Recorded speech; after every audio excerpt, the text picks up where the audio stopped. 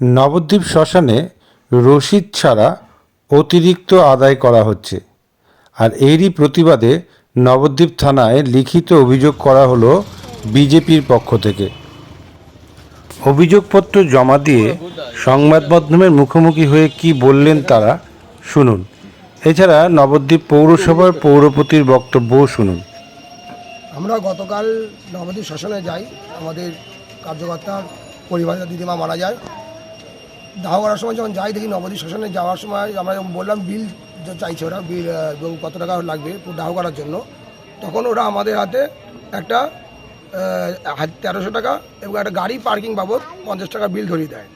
কিন্তু যখন আমরা ওই টাকা দিই 1350 টাকা যখন দিই তখন ওরা বলে 1430 টাকা দিতে লাগবে। কারণ কেন 1430 টাকা কেন বলছে না, ওই 30 টাকা ওই হিসাবটা টাকা দিতে পারছে না।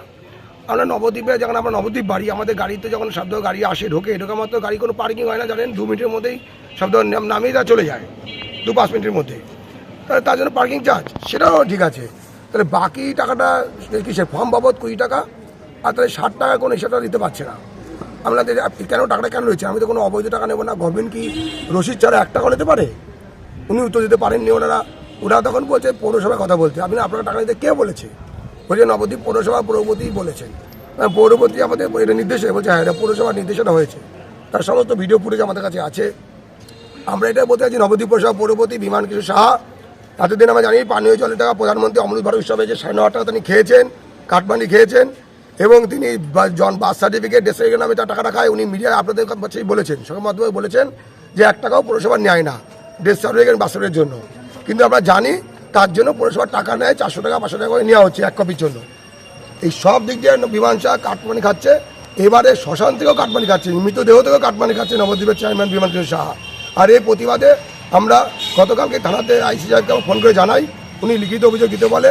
আমরা আজকে লিখিত অভিযোগ দায়ের করলাম 24 ঘন্টার মধ্যে। আমরা দাবি রাখছি এইটা অবিলম্বে বন্ধ করতে হবে, এবং যে চেয়ারম্যান বিমান কিশোর সাহা যে এইভাবে কাঠমানি খাচ্ছে সপ্তাহ থেকে, এই চেয়ারম্যান বিমান সাহার বিরুদ্ধে আইনত ব্যবস্থা নিতে হবে। যথোপযুক্ত শাস্তি দাবি করছি আমরা এই চেয়ারম্যানের বিরুদ্ধে। 60 টাকার বিনিময়ে কোনো কিছু কি দিচ্ছে? দেখুন, আগে যে আমরা দেখতাম যে 800 টাকা প্রথম দিত, তখন 800 টাকার মতো একটা মাটি হাঁড়ি একটা মাছা দিত, তারপরে 1000 টাকার মতো হয়েছিল, সেখান থেকে ওটা দিয়েছে ওটা। কিন্তু পরবর্তী এখন যে টাকাটা দিচ্ছে যে 1300 টাকা, তার মধ্যে সব দেওয়ার কথা, এবার মাটি হাঁড়ি ওরা দিচ্ছে, এটা কি ওটা ওর মধ্যেই আছে, তাই নতুন করে নেবে। আর যদি তাই দিয়েও থাকে তাহলে সেটাও লেখা থাকবে। যদি গভর্নমেন্ট একটা কিছু দিয়ে থাকে, এটা হাঁড়ি ওটা যাই দিই, সে যখন সমস্ত খরচা লেখা আছে বিলে, তাহলে ওটা কেন লেখা থাকবে না?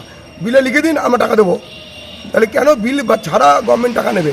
এটাই আমাদের মূল অভিযোগ। ঘাট কর্তৃপক্ষ কি বলছেন, যারা দায়িত্ব ছিল? ওনারা বলছে এটা পৌরসভা করেছে, আপনারা পৌরসভায় কথা বলুন, আমাদের নিতে বলেছে আমরা নিচ্ছি। আমরা পৌরসভাকে ওই সর্বোচ্চ প্রধান আমাদের পৌরপতি, তার আদেশ অনুসারে আমরা করছি। আপনারা কিছু বলার থাকলে ওখানে বলুন। আমি বললাম যে আপনারা টাকা নিচ্ছেন, আমি আপনাকে বলবো, ওখানে কেন বলবো? তারপর দেখলাম ওরা কোনো উত্তর দিতে পারছে না, তাই বাধ্য হয়ে আমরা আজকে নবদ্বীপ থানায় লিখিত অভিযোগ দায়ের করলাম। আপনারা কি নবদ্বীপ পৌরসভায় পৌরপতির কাছে কিছু অভিযোগ জানিয়েছেন? না, ওখানে তো ফালতু জানানো, ওখানে যা বসে আছে বড়ি সব জায়গায় তুমি কাঠমানি খাচ্ছে, কি উত্তর দেবে? নবদ্বীপের সবচেয়ে বড় চোর যদি কেউ থাকে সেটা বিমান কিশোর সাহা। উনি সব দিকে চুরি করে খাচ্ছেন। যে বিল ছাড়া টাকা নেয় তাকে চোর ছাড়া কিছু বলা যায় না। উনি উত্তর দিতে পারবেন? তাই ওর কাছে বলে কী লাভ? এটা আমরা দেখেছি, এখানে কপিটিও করেছি, আমরা এসপিকে জানাচ্ছি, আমরা এসডিও ডিএম এবং রাজ্যে আমরা জানাচ্ছি, আমরা মিউনিসিপ্যাল মিনিস্ট্রিকে জানাচ্ছি। আমরা আপনার নাম? আমরা আনন্দ দাস, বিজেপি নদীয়া জেলা কমিটির সদস্য দক্ষিণের। কোনো সময়ে অতিরিক্ত পয়সা নেওয়া হয় না, যেটা রেট আছে আমাদের সেটাই নেওয়া হয়।